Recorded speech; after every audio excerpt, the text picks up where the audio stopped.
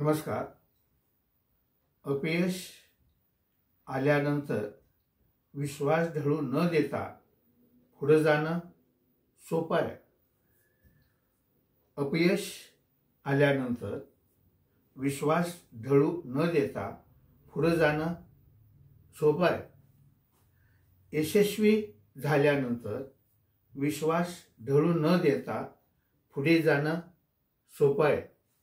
यशस्वी झाल्यानंतर विश्वास ढळू न देता पुढे जाणे सोपं आहे.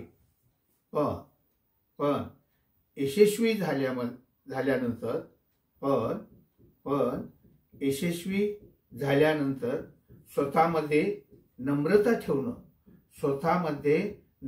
ठेवणं खूप अवघड आहे, खूप कठीण आहे. लक्षात ठेवा. धन्यवाद.